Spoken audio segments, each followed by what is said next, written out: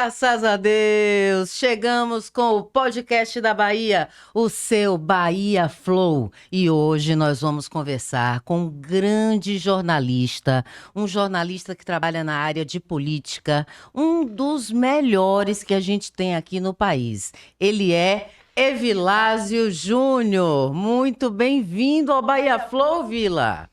Eu que agradeço o convite, Daniela, mas é marmelada isso aqui, Não é né? não. É marmelada, a gente já trabalha junto, ela ainda me convida aqui para dar entrevista, mas estou aqui à sua disposição. É porque, para quem não sabe, nós apresentamos juntos um programa chamado Fora do Plenário na Rádio Salvador FM, de segunda a sexta às 7 da noite. As principais informações de política. Aliás, já a gente vai falar sobre sucessão, sobre eleições. Antes de falar sobre isso, gostaria de apresentar Evilásio a quem não conhece, apesar dele ser bastante conhecido aqui no nosso meio. Vila, como é que tudo começou na sua vida? Como é que você se tornou jornalista? Nem sempre foi política, viu? Ah, no começo não era? Não era política.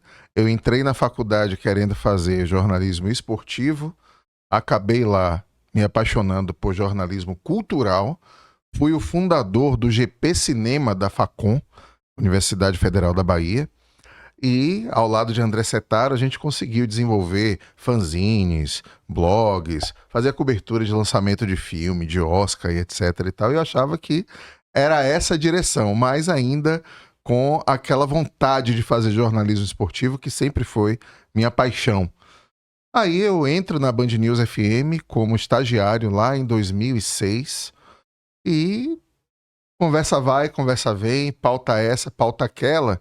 E eu sempre fui uma criança muito interessada pelo noticiário de uma forma geral. Eu lembro que eu tinha uma brincadeira em casa, eu pegava tampa de desodorante e aí eu furava, pegava um pedaço de cabo de madeira, colocava uma bola de isopor em cima, polvilhava com areia prateada e pronto, eu tinha uma canopla e botava lá o símbolo da Globo, dizia que ia ser jornalista. Então assim, eu acompanhava o noticiário e o ponto para mim de partida foi a morte de Tancredo Neves.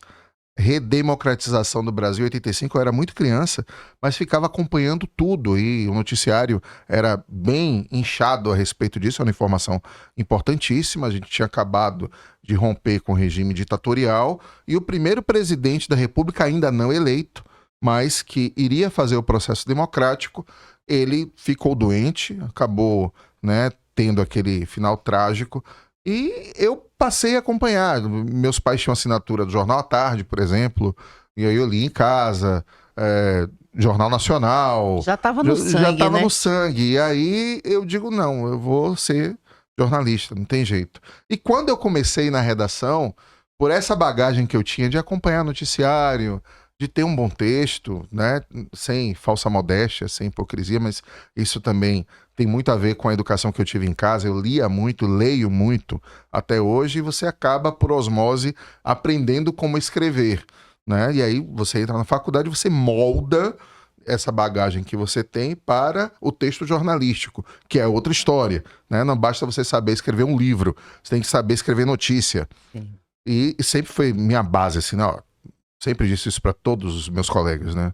Antes de você saber falar bem ao microfone, de ter uma boa imagem na câmera, tem que ter texto. Jornalista tem que ter texto. Isso é uma coisa imprescindível. E eu sempre fui isso, né? Texto, bem informado, acompanhava o noticiário, independentemente de o meu desejo ser jornalista esportivo. E aí eu fiz um projeto na Band News para cobrir o Campeonato Baiano de 2007. Eu e Lucas Mascarenhas, que hoje está em Brasília, está como assessor no Senado da República, mas levou muito tempo aqui no jornalismo esportivo, né, na TV Band.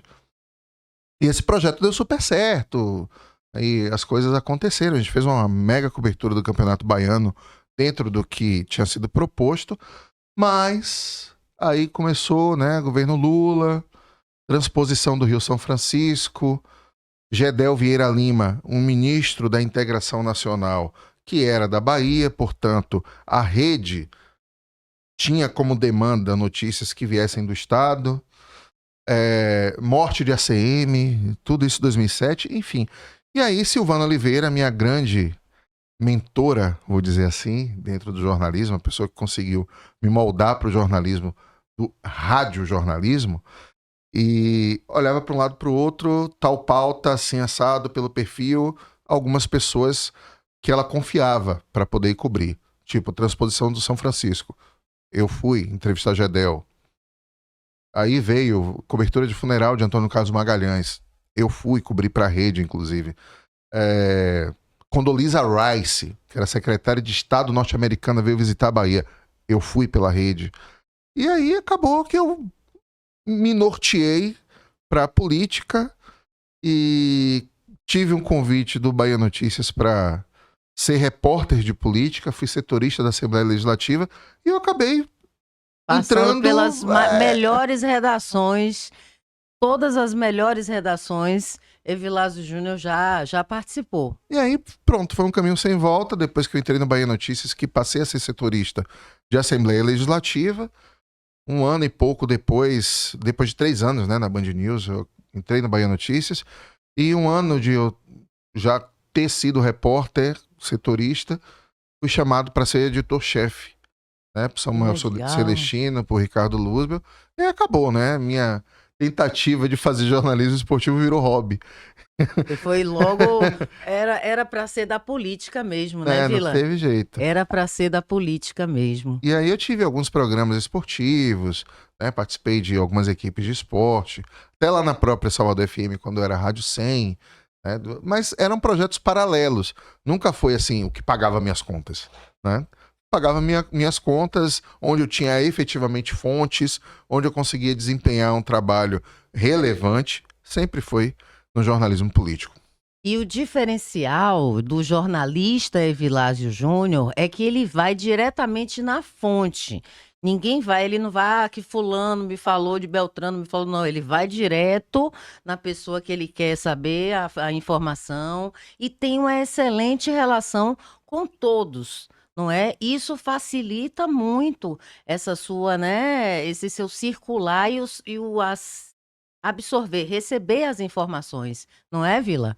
Mas tem alguns detalhes nisso, né? Porque eles, no caso, os políticos, me respeitam muito, eles confiam, né? Eu tenho uma credibilidade com eles no sentido de, por exemplo, alguém me passa uma informação e me pedir reservado, que é o off que a gente fala no jornalismo. E eles sabem que comigo eles podem confiar de que eu não vou dizer quem foi aquela fonte.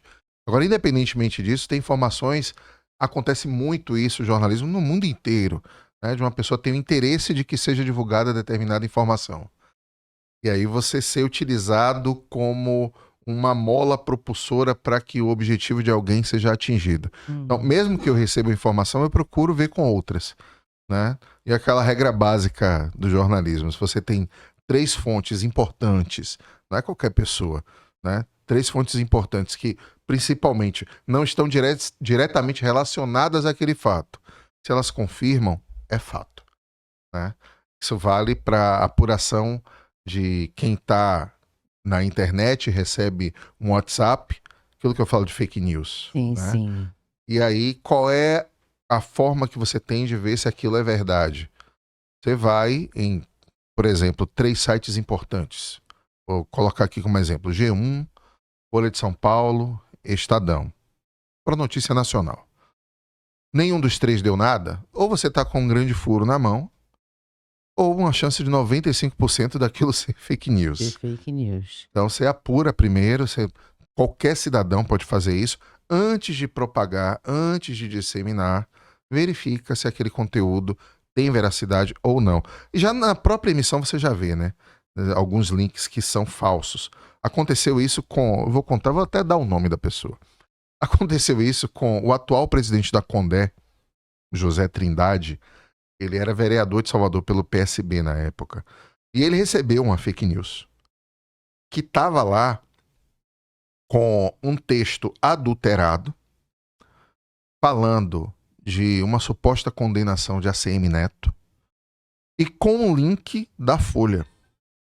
Ele, viu da Folha e disparou. E depois ele teve que se retratar porque alguém adulterou aquele texto do encaminhado E o Hum. link da Folha remetia para uma notícia que não era aquilo.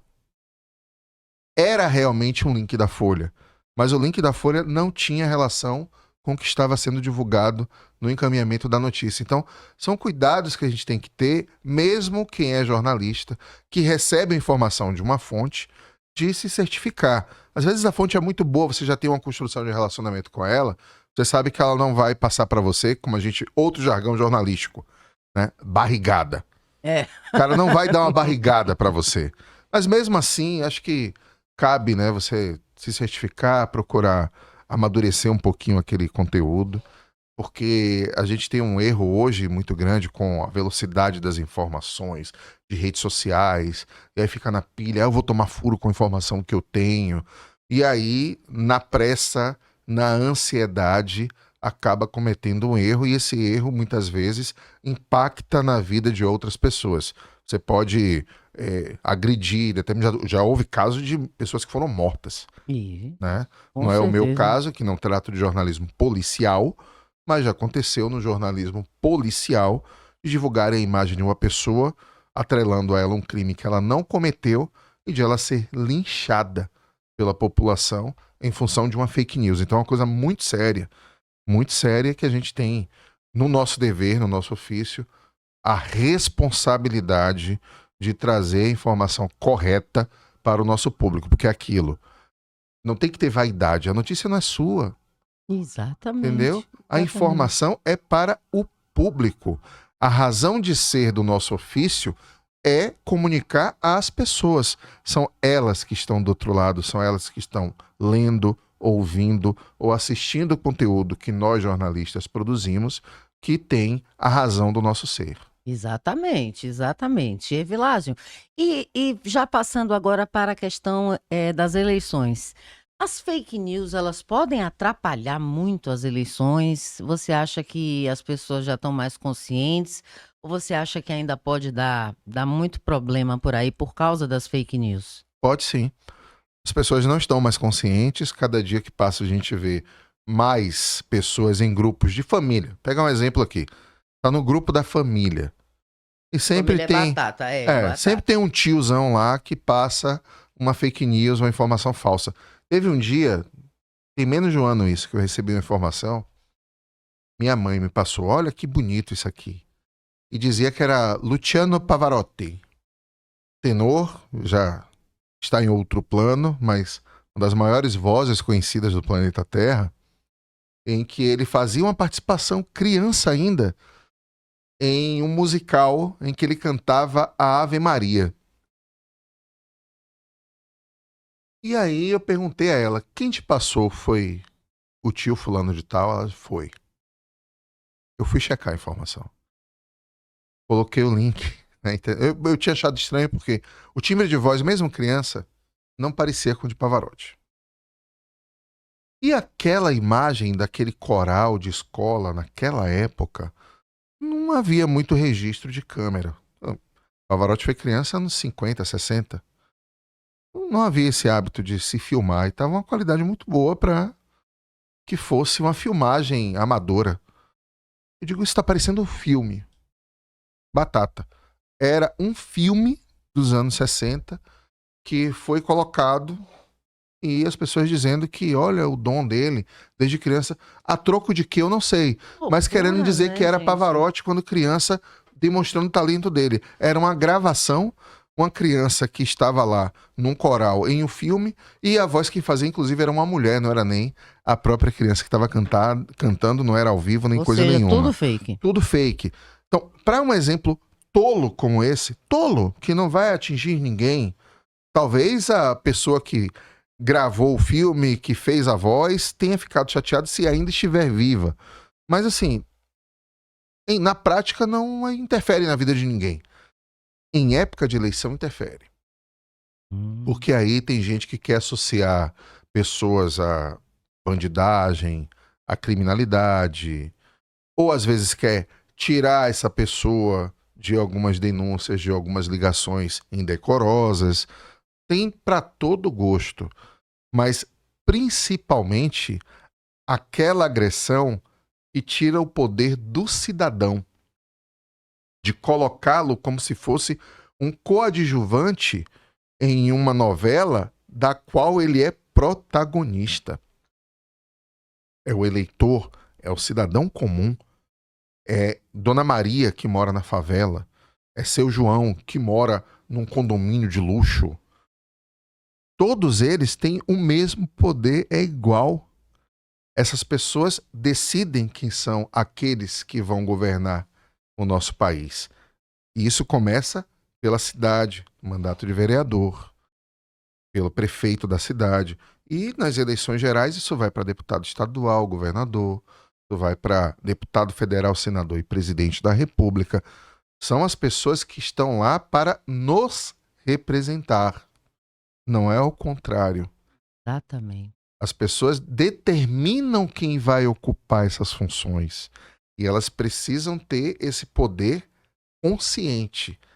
E essas fake news muitas vezes colocam ela como se fosse parte de um sistema espúrio que não dá representatividade e que a justiça não funciona e que as leis são para favorecer isso, aquilo. Que seja, mas o foco é o contrário. Você pode mudar as leis, você pode mudar a realidade, você pode mudar quem representa porque é você quem escolhe. Então, se fizer maioria, porque eu voto e o cara não é eleito, a mulher não é eleita. Tenta formar mais pessoas, agrupar mais pessoas dentro de sua rede, se você realmente tem convicção de aquela pessoa vai fazer o bem, vai representar os ideais de uma comunidade, por exemplo, faz força em grupo, porque uma pessoa sozinha também não muda a realidade. Mas você em grupo, como todo mundo consegue, você não consegue chamar todo mundo para o aniversário do seu filho, Sim, né? Não consegue reunir as pessoas para fazer um mutirão na sua rua, sim. você consegue mobilizar as pessoas sim em um ideal comum para que, olha, a gente precisa em nossa comunidade, de uma forma geral é mais complicado, mas eleição de vereador, por exemplo, você consegue motivar a sua rua e que pode pegar na outra rua, no conjunto da frente e mobilizar um bairro inteiro para que aquele representante efetivo do seu bairro seja eleito numa eleição de vereador, por exemplo. Né? Então, as fake news muitas vezes atrapalham para que o establishment, aquilo que já está consolidado, aquelas pessoas de sempre se mantenham no poder, independentemente da vontade da população que se coloca como segundo plano e que vai na onda, no cardume, sem saber da real força que ela tem para determinar quem vai fazer o quê. É verdade. Estamos conversando com o jornalista Evilásio Júnior, meu colega na Salvador FM. Todos os dias estamos lá, de segunda a sexta, às 7 da noite, esperando você. Mas, Vila, me diga uma coisa: qual a importância do jornalismo dentro da política? Toda. Porque o jornalista, muitas vezes a pessoa não sabe, né? E vou dar um exemplo da época da grande ruptura que houve, que foi a saída de Dilma Rousseff. Ela sofreu impeachment, foi verificado que ela cometeu uma pedalada. Isso é um crime, isso está na Constituição. Mas, na verdade, o que aconteceu ali foi que ela perdeu o poder dentro do Congresso, ela não tinha mais condições de governabilidade, havia um problema de economia grave no país e o Congresso, que é quem realmente manda no país, resolveu que ia tirá-la. Nesse momento, o PT, é o que eu falo, há uma coisa em comum entre a direita e a esquerda no Brasil, que é o ódio à imprensa. O PT começou a escorraçar os jornalistas. Né? Porque nós jornalistas, aquilo que eu falei, você recebe a informação de um promotor do Ministério Público, documentado, algo registrado. Está tramitando na justiça, eu não vou publicar por quê? Para não afetar os interesses de A, de B ou de C? Não, nós somos a ponte entre, no caso do jornalismo político, entre o poder e a sociedade. Nós estamos ali no meio do caminho. Então, a informação é válida? É. Ela tem fonte confiável? Tem. Ela tem um desdobramento? Claro. está tramitando na justiça. O jornalista não vai publicar por quê? É jornalismo ou assessoria de imprensa? Há uma diferença aí. Grande. Imensa. Grande. E por isso o PT quis regular os meios de comunicação. Aliás, esse é um projeto que ainda está dentro do partido. Lula não faz, não leva isso adiante, porque sabe que a repercussão vai ser muito ruim. Mas é um ideário do partido. Regular os meios de comunicação. Para quê? Para que você tenha informações que sejam relevantes para eles. E o papel do jornalista político não é esse. É levar informação independentemente de quem seja. E aí vem, né, o governo Temer, que é um governo de transição, e a primeira eleição pós esse caos causado na saída de Dilma Rousseff, que foi realmente traumático, e o mérito depois foi verificado, enfim, é outro assunto. Vem Bolsonaro, que é um radical de direita. E qual é o primeiro ponto que ele tem? Embate com a imprensa. Por quê? Porque a imprensa não está ali para levar a informação que é do agrado dele. Se a informação é positiva, beleza. Mas se a informação é negativa, qual a responsabilidade do jornalista num caso em que você vive uma pandemia, em que milhares de pessoas morrem todos os dias, e aí nós vamos cumprir um papel de disseminar fake news para agradar ao presidente da República? Isso é surreal, entendeu? Então, muitas vezes os políticos querem isso. Exato. Eles acham que você é amigo deles, bate nas costas, quando você publica coisas do interesse deles. No momento que você publica alguma coisa que é negativa, já acha que você é inimigo, que você está sendo comprado pelo lado adverso, porque eles acham que é assim, né? É. Eles dão o exemplo da nossa realidade aqui na Bahia. Talvez fique um pouquinho mais evidente para quem ouve o nosso debate aqui e assiste. Governo do Estado patrocina a empresa de comunicação A. Ao fazer isso, ele acha que ele tem o controle editorial da redação. Ele está exibindo a marca dele em um veículo que é relevante, em que a comunicação publicitária, que é bem diferente do jornalismo, a informação publicitária dele vai chegar ao maior número de pessoas. Você está vinculando a imagem daquela gestão a um veículo de comunicação que tenha credibilidade e que tenha público para que essa informação chegue a mais pessoas.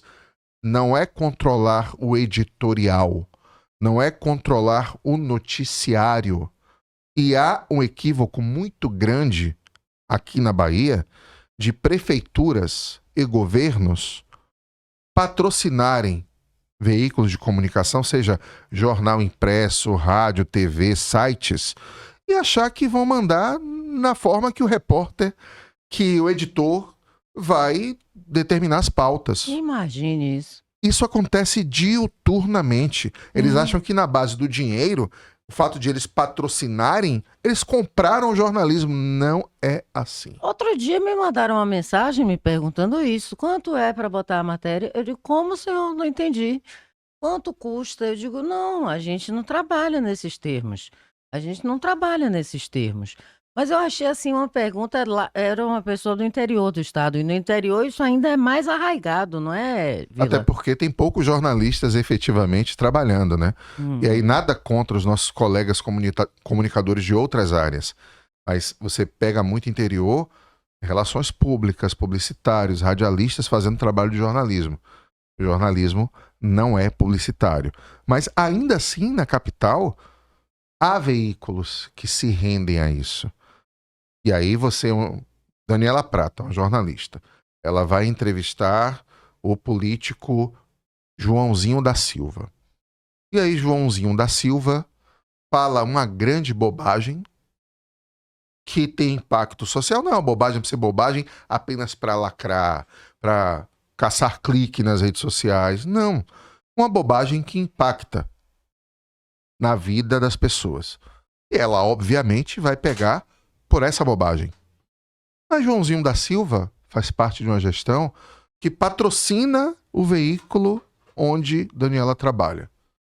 E ele vai tentar fazer com que você tire sua matéria do ar. Ou que mude o encaminhamento da matéria. Isso é uma aberração. Isso não pode acontecer e acontece mesmo na capital. É lamentável, mas acontece mesmo na capital. E eu vou dar um exemplo, 2 exemplos. Primeiro, de São Paulo. Na época mais forte da Operação Lava Jato, o maior patrocinador que havia na Folha de São Paulo era a Petrobras. E a Folha de São Paulo recebeu, inclusive, algumas ameaças. Vai tirar o anúncio, então tire. Eu tenho anunciante A, B, C, D, E, F, G e por aí vai.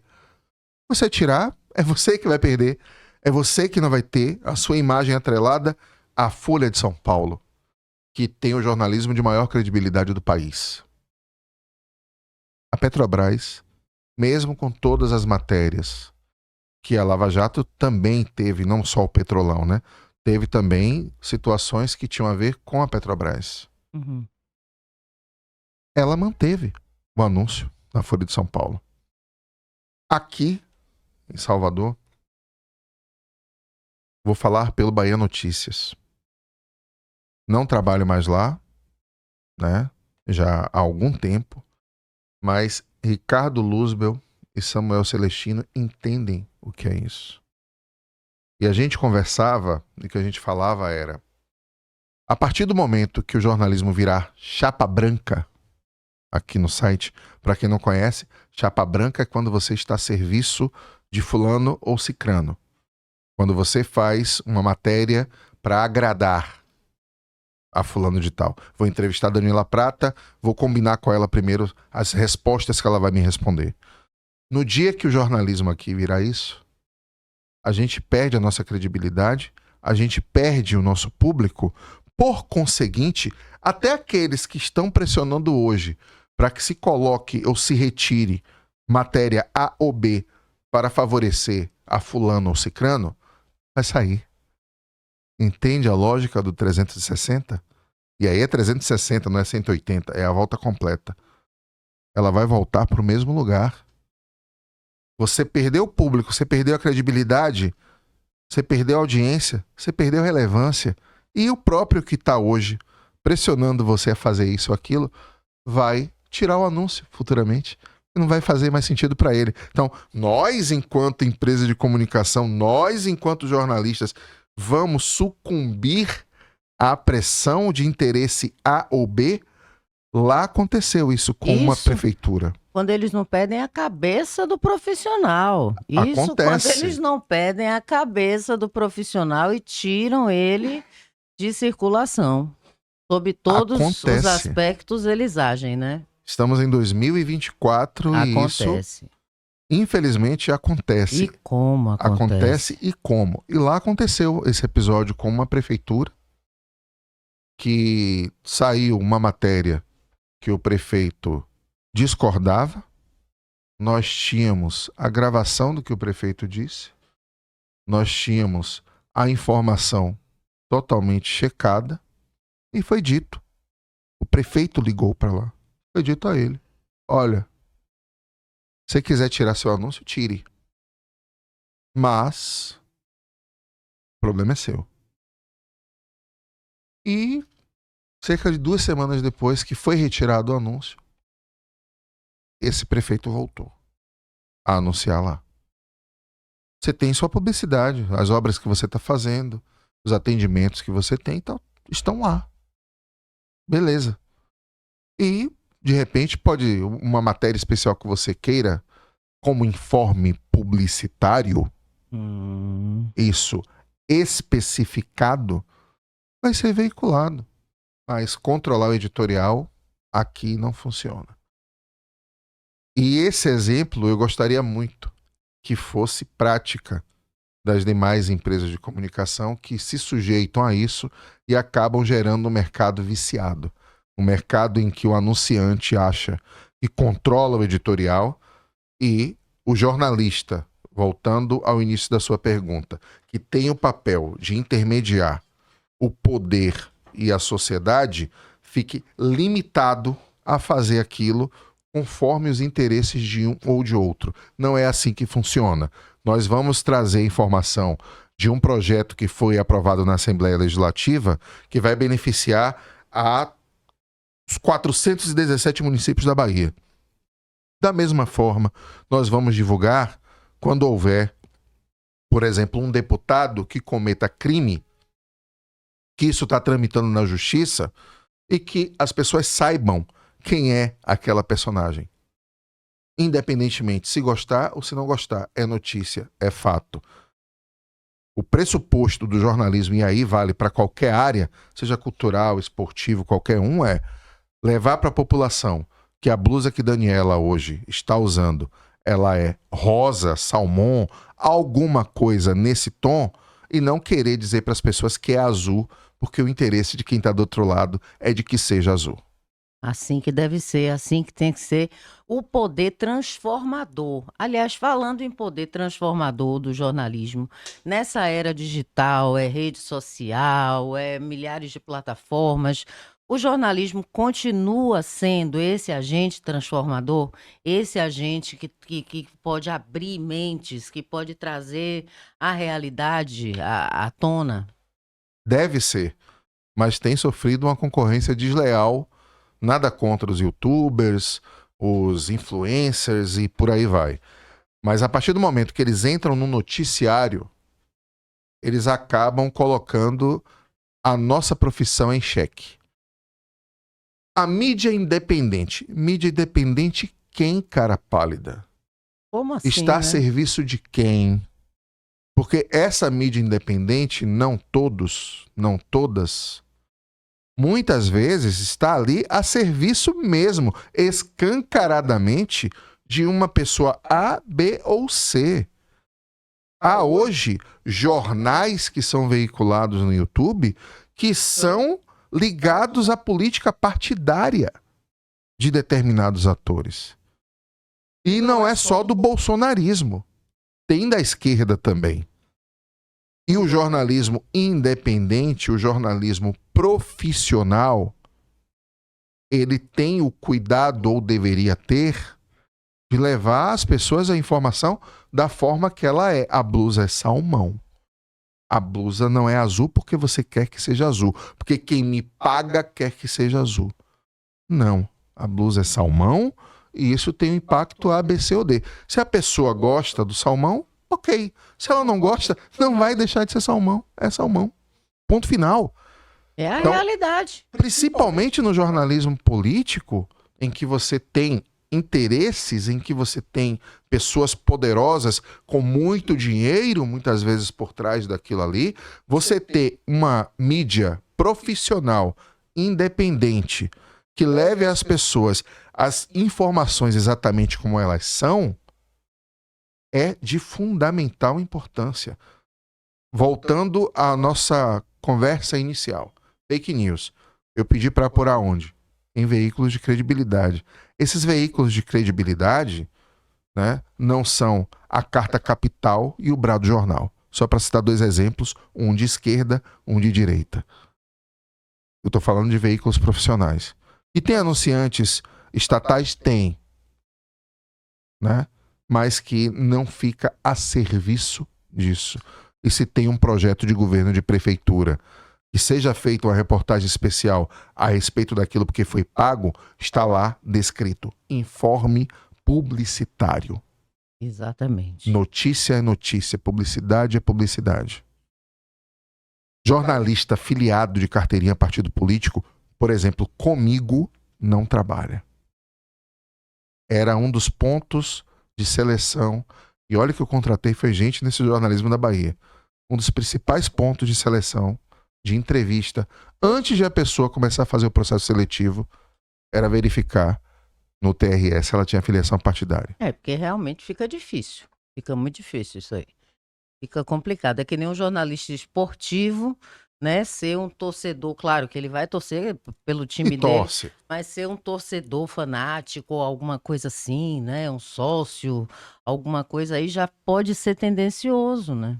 Não, sem dúvida vai ter algum tipo de relação.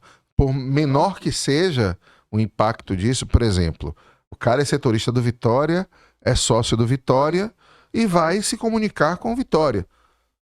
Mas em algum momento, se tiver alguma coisa da diretoria do Vitória, ele sendo sócio, que ele não pode comunicar, ele vai deixar de estar cumprindo o papel dele. No jornalismo cultural, eu sou assessor do Museu de Arte Moderna.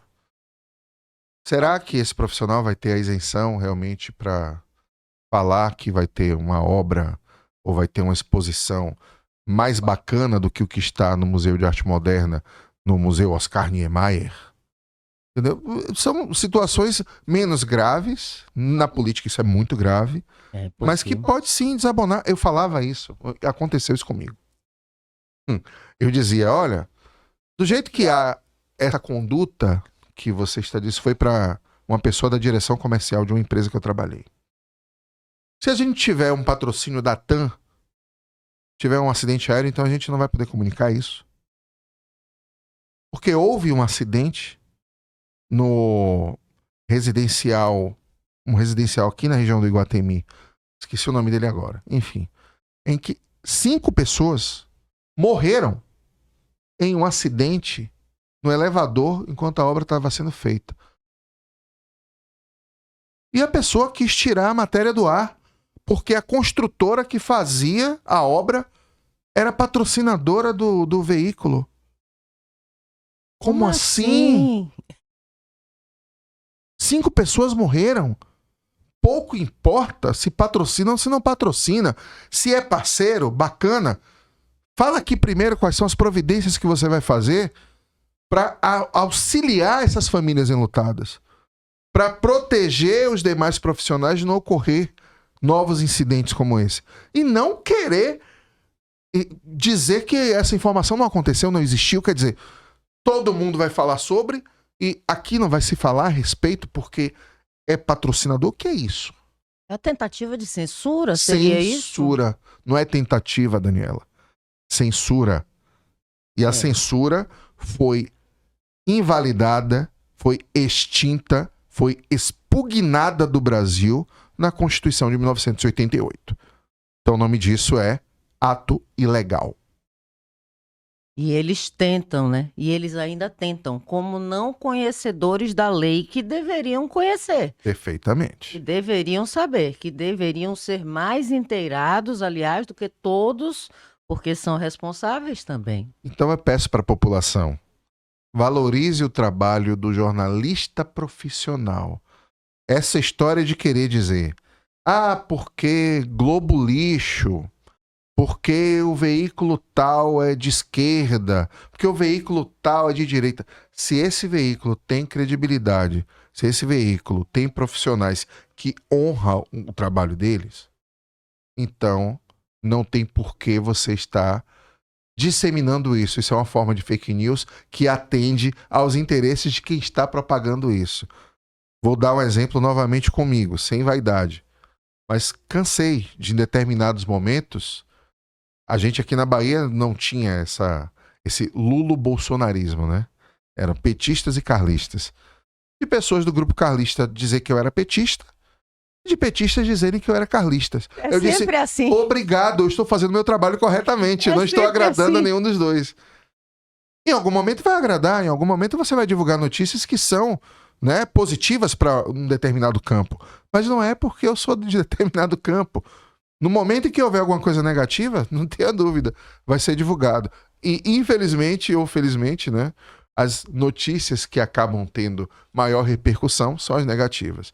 Agora, essa negativa é feita com interesse?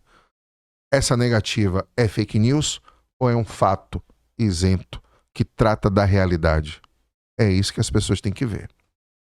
Vou aproveitar a presença de Vila Evilásio Júnior, um dos melhores jornalistas de política do Brasil, que está aqui com a gente, para falar sobre a sucessão municipal. Como é que está essa questão das eleições? Como é que está andando? O que é que você está achando dessa eleição para 2024?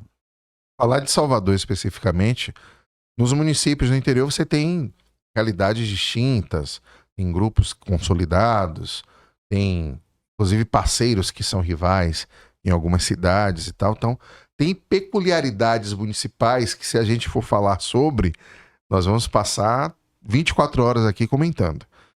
Trazendo como recorte Salvador. Salvador, pela primeira vez na história, vai ter apenas 3 candidatos. É o menor número desde 2008. Em 2008 você tinha João Henrique, que era candidato à reeleição pelo MDB, que acabou vencendo o segundo turno para Walter Pinheiro, que era do PT, era deputado federal. Antônio Embaçaí vinha pelo PSDB, ele tinha sido prefeito poucos anos antes.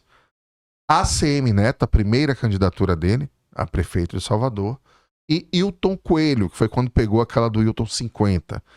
Eram apenas esses 5, e esse foi um recorde de menor número de candidaturas desde a redemocratização do país. Esse ano, esse recorde foi para o saco. São apenas 3. Eram 4. Aconteceu em nosso programa, inclusive, o fato da retirada de Luciana Bucchi, que era do Novo, retirou para apoiar Bruno Reis.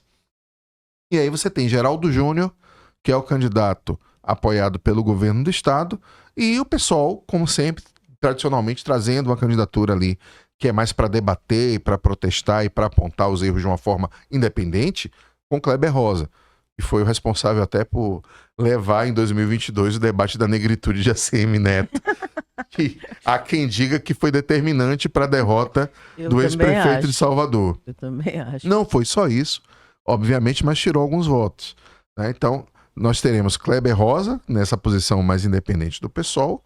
Aí você tem Bruno Reis, que conseguiu reunir boa parte dos partidos e pessoas e todo mundo ali do grupo de centro-direita, até o PL, que é o partido de Jair Bolsonaro, anunciou apoio a ele.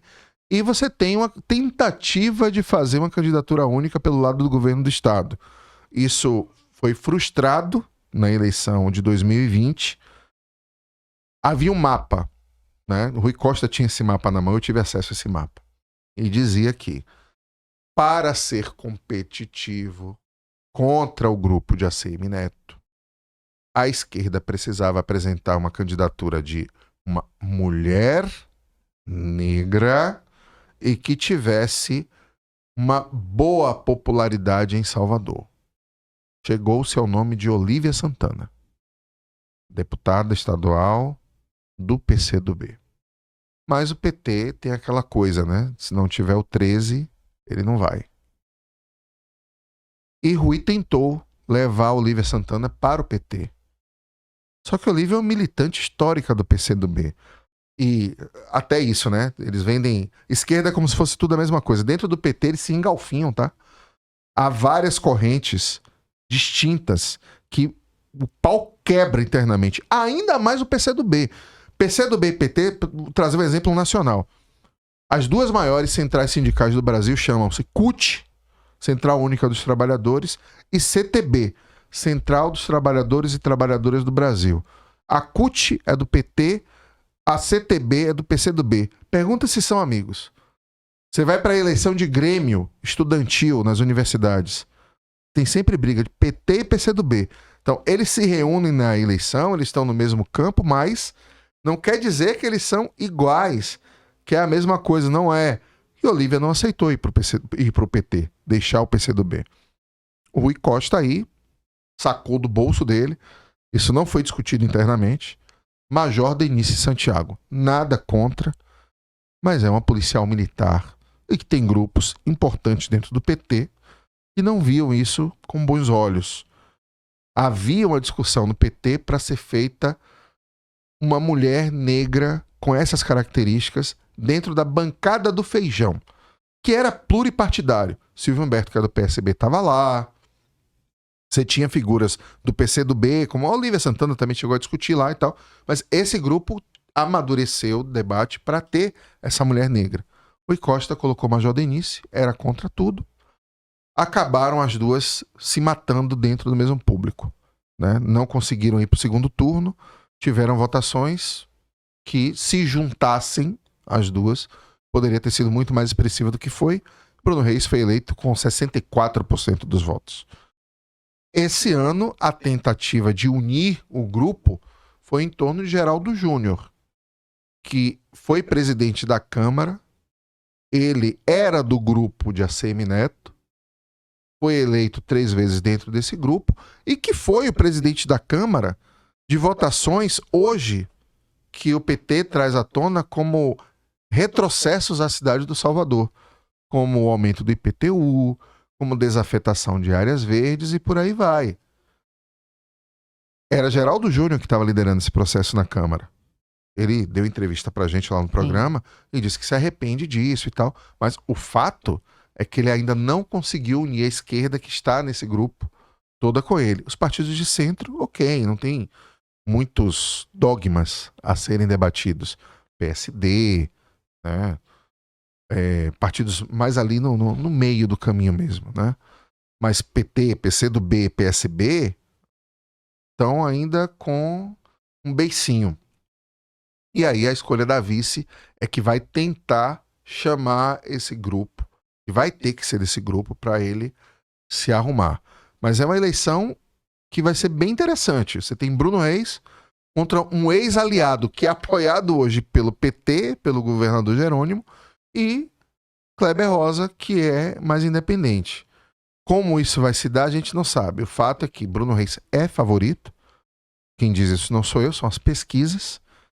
Salvador tem uma característica de que quem tem mais vereador, quem tem mais liderança nas comunidades, tem uma vantagem considerável, e hoje quem tem essa construção é o grupo de Bruno Reis e ACM Neto. A esquerda ficou um pouquinho para trás nisso.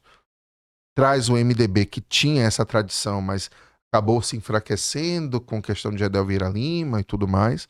Está tentando voltar forte agora com o nome de Geraldo Júnior.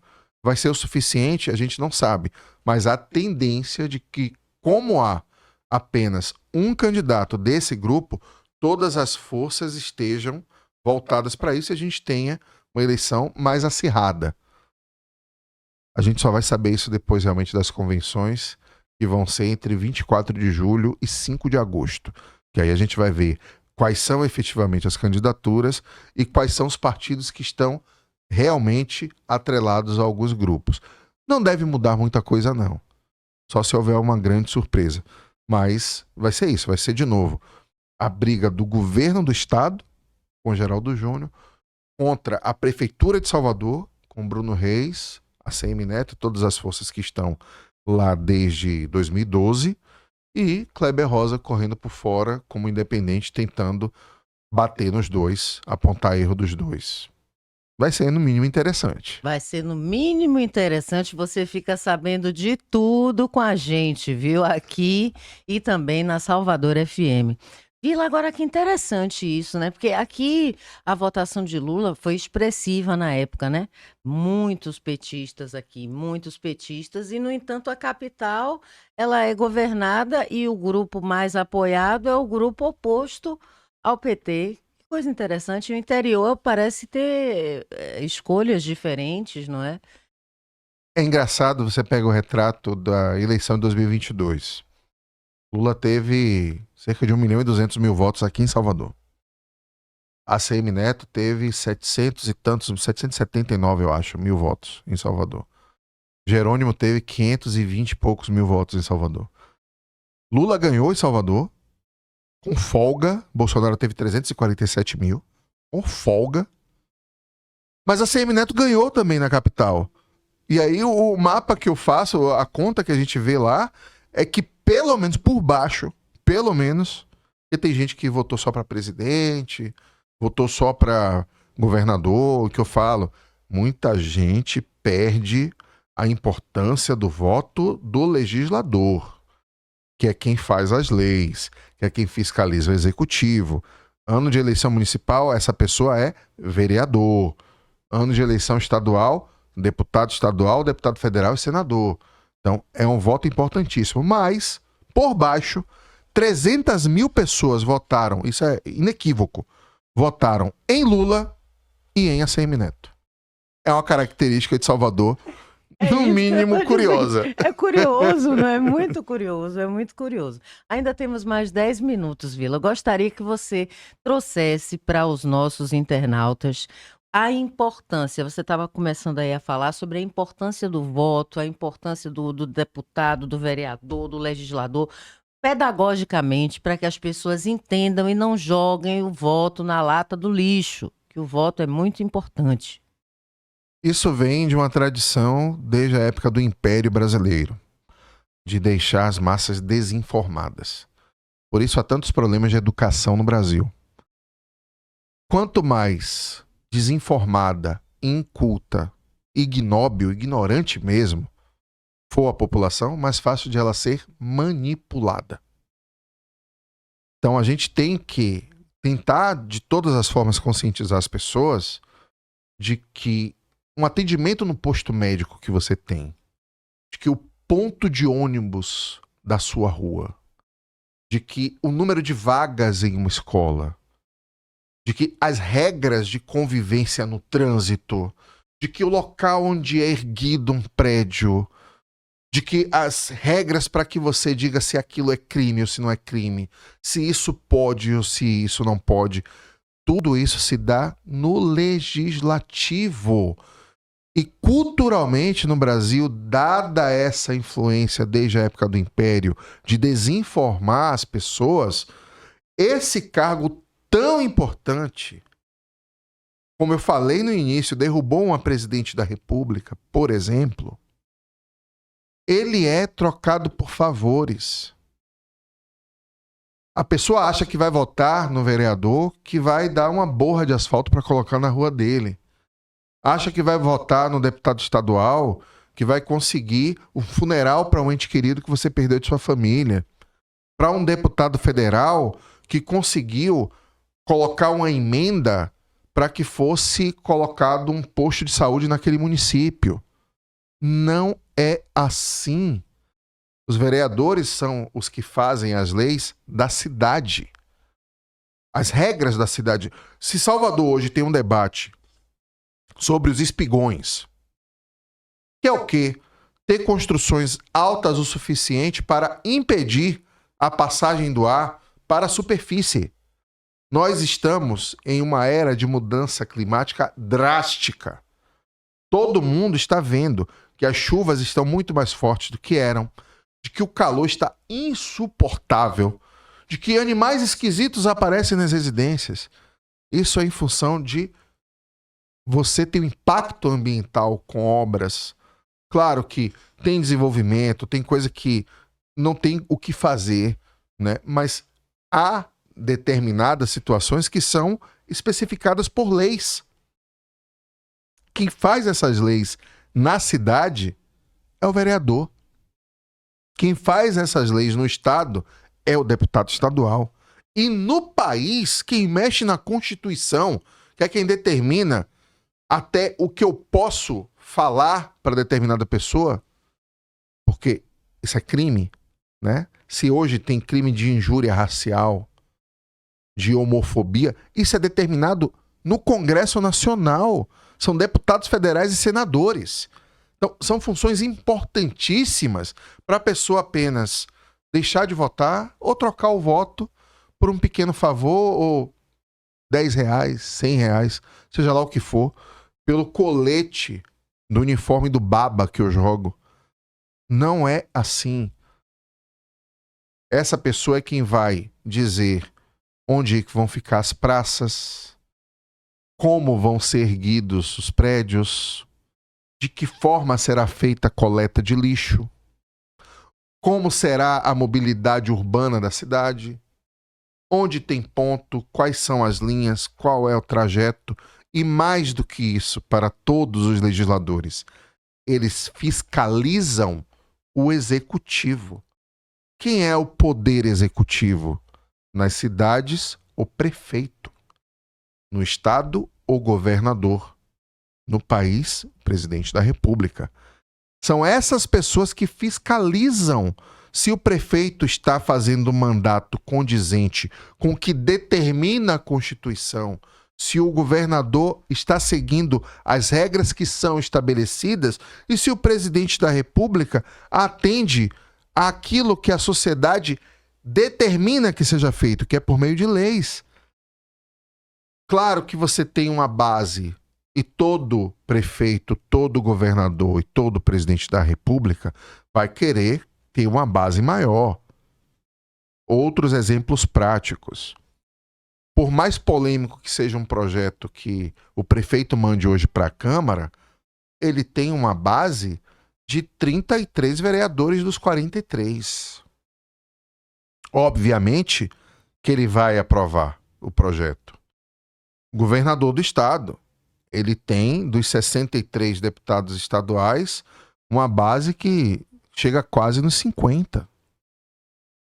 Já o presidente da República precisa fazer acordo com o Centrão, precisa dialogar com a oposição para que situações importantes como a reforma tributária, que vai mexer com a vida de todo mundo, para que ela seja votada no Congresso, que ele consiga não ter o projeto engavetado.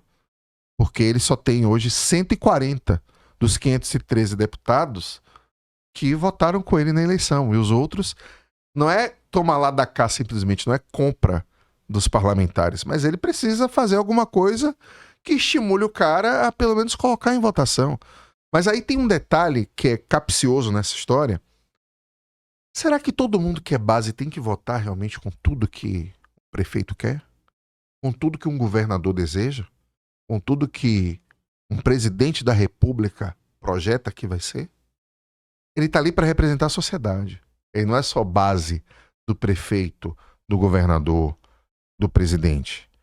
No Congresso Nacional, na Assembleia Legislativa e na Câmara de Vereadores, também tem um papel de se aperfeiçoar as leis.